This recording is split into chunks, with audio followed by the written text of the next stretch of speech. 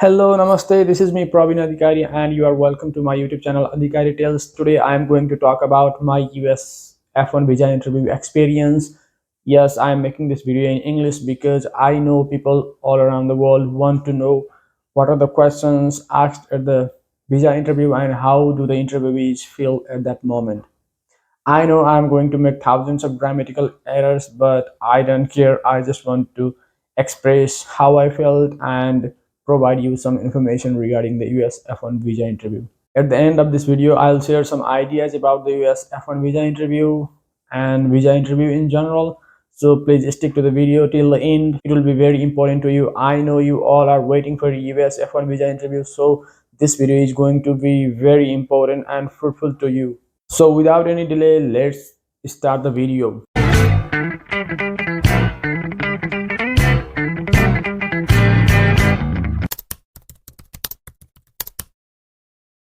So my visa interview appointment was on July 11 at 9:30 a.m. It was 2023, of course, and I reached consulate at Kathmandu, Nepal at 8:30 a.m. I stayed in line. There were a lot of people in that line, and I could see a lot of people with mixed emotions. Some were sad, some were happy, and I also had some mixed emotion at that time. I was a little bit nervous too, but not that much. So after getting through the first line, I get security check. I kept my wallet, pen, and papers in one basket and went to another line outside of that building. And in the next line, there were a lot of people already, and I had to stay in that queue for serious long period of time. And at that moment, I felt like I need to pee, and I started searching for washroom, but I couldn't find one outside of those buildings. And I asked someone, and they told me that the bathroom is inside the building where the actual visa interview takes place. So I thought like I need to go to pee. Yeah. And I went inside the building. Now I was again standing at the queue to use washroom. And in front of me there were visa officers who were taking interview of people. And I could hear all the questions and answers. So all my nervousness fade away at that moment because I knew the interview was just a normal conversation between two people and the questions were easy to, and I have the courage that I could crack this interview easily. So I drank some water, and yeah, I built up my confidence and again went to the line. After some time of waiting there, I got my turn. I passed my documents to the one who was at the front counter. I passed him my appointment letter and all, and he checked all my documents. Then I had to go to another line which was for biometrics. I gave my photo and they took my fingerprints, and also the biometric section was done too. So I again had to go to another line. So this queue was the last queue I had to go before my visa interview. I could hear all the questions and answers at this time. So there was no such nervousness in me at that time. I was just confident that I can tell answers better than them, and I had well prepared for that too. And I could see some people getting their visa granted, whereas some people were getting rejected. It was kind of 50-50.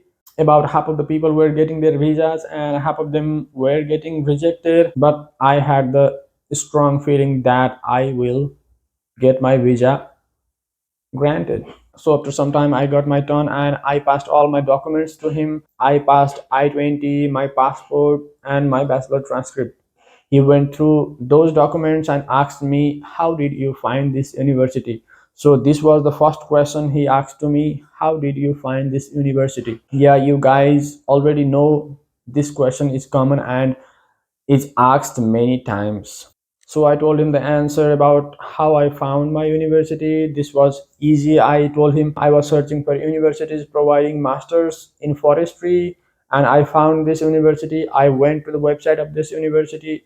I searched for the professor whose and my research interest aligned with, and I immediately mailed him. I sent him my documents, transcript. He took me my interview. We talked a couple of times and he approved me, and after that I officially applied to the university.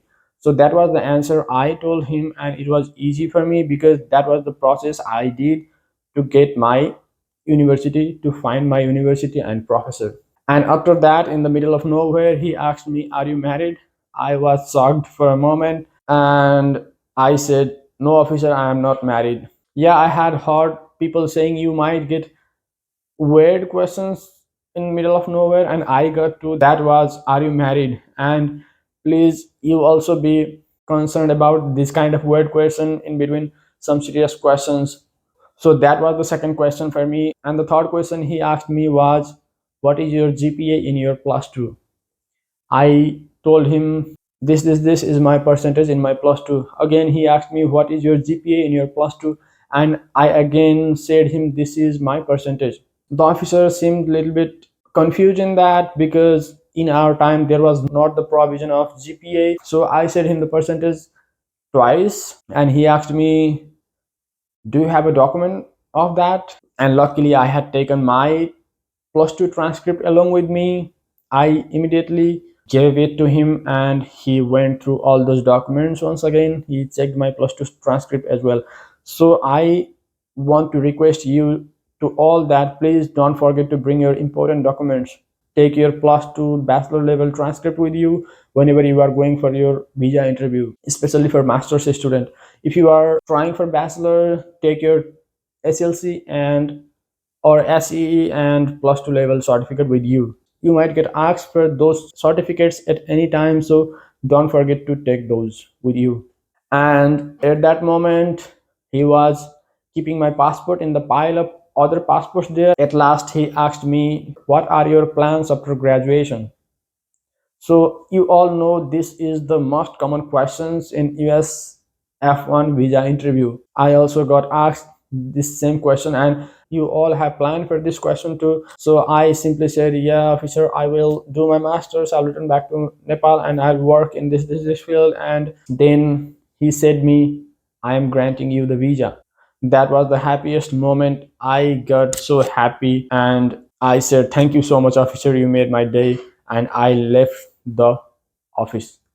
So these four were the questions that I got asked, and please be prepared for all those questions. Watch YouTube videos, watch experience of people, talk to your seniors, and know what could be the possible questions. It will be easy for you to crack the interview if you have idea of the general questions. So at the end of the video, I would like to share some general ideas on how to get your visa accepted. First of all, I-20. So if you have graduate research assistantship or any other assistantship, then you have higher probability of getting your visa.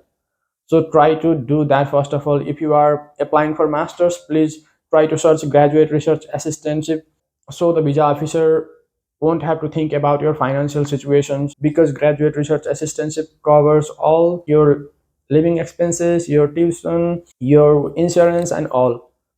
So the officer will not ask about your financial situation, your financial conditions. So if you have that strong I-20, you don't have to worry that much. So that was the most important thing you need to have if you want to get your visa easily. And all the other things, just dress properly, answer confidently and calmly. Do not get panic in front of those officers. Just act like you are talking to a normal person, you are answering the questions of a normal person, and this is not a big thing to do. This is just a normal conversation between two people, so you don't need to be that nervous. And at the end of this video, if you have any questions about US F1 visa interview, you can DM me on my Instagram handle, and you can hit a follow too if you want. So this is the time to end this video. Please subscribe to my channel and share this video to your friends if they have US F1 visa interview coming soon. So thank you so much for watching my video. Bye bye and have a good day. Namaste.